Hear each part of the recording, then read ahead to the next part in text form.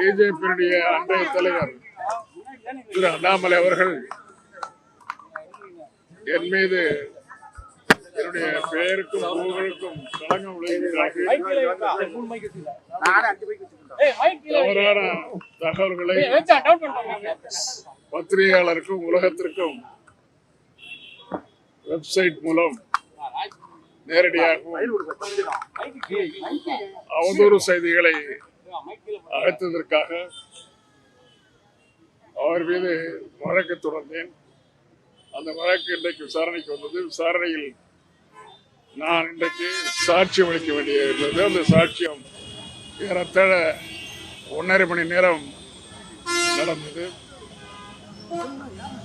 எனக்கு 21 நிறுவனங்கள் இருப்பதாகவும் அந்த 21 நிறுவனங்களில் 10,800 கோடி ரூபாய் தவறாக சம்பாதித்த பணம் ஈடுபடுத்தப்பட்டிருப்பதாகவும் தன்னுடைய வெப்சைட்டில் ஹேஷ்டாக்கில் அதே போல ஊடகங்களில் தெரிவித்திருந்தார். அது உண்மைக்கு புறம்பானது மட்டுமல்ல, என் மீது களங்கம் விளைவிக்கின்ற வகையில் தவறான செய்திகளை ஊடகங்களுக்கு முன்னால் சொல்லியிருக்கிறார் என்பதை இன்னைக்கு நீதியரசு அவர்களிடம் சொல்லியிருக்கிறேன்.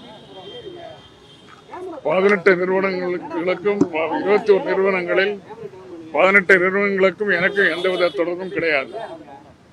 இருக்கின்ற 3 நிறுவனங்களும் ஏறத்தாழ பல ஆண்டுகளாக செயலற்று இருக்கின்றது. இப்படிப்பட்ட நிலையை என் மீது தவறான செய்திகள் சொல்லி மக்களுக்கு என் மீது இருக்கின்ற மரியாதையும் மதிப்பையும் மாண்பையும் கிடைக்கின்ற அளவிற்கு அவர் செய்திகளை சொல்லி விளம்பரம் தேடியிருக்கிறார். ஆகவே அவர் மீது வழக்கு தொடர்ந்து இன்றைக்கு சாட்சியம் நிறைவேறியிருக்கிறேன். சாட்சியத்தை சொல்லியிருக்கிறேன். அடுத்த 22ஆம் தேதி செப்டம்பர் 22ஆம் தேதி வழக்கு விசாரணைக்கு வரும். 2004ஆம் ஆண்டு நீங்க நிறைய ஊழல் பண்ணாலதான் 2009 உங்களுக்கு வந்து மந்திரி பதவி கொடுக்கல அப்படின்றத வந்து அண்ணாமலை சொல்லியிருக்காரு. அப்போது போகாத மாணவன் இப்போது நான் திமுக ஃபைல் வெளியிட்டு போயிருச்சா டிஆர் பாலுக்கு அப்படின்னு குற்றச்சாட்டு உங்களை கேட்க சொன்னார். அது மாதிரி பேட்டியே கொடுத்துருக்காரு சார். பேட்டி கொடுத்துருக்காரு. சரி, அதுக்கு பதில் சொல்றேன். சரியான நேரத்தில் நான் பதில் சொல்றேன். நீங்க கேட்கல. அண்ணாமலை நீங்க கேட்கல. அண்ணாமலை சொன்னதா சார் நான் கேட்கிறேன். எந்த இடியட் சொன்னாலும் நீங்க கேட்கல. நான் கேட்கல சார். அண்ணாமலை சொன்னதா நான் கேட்கிறேன். அண்ணாமலை சொல்லும் போது அவர் என்கிட்ட சொல்லுவாரு, நான் பதில் சொல்லிக்கிறேன்.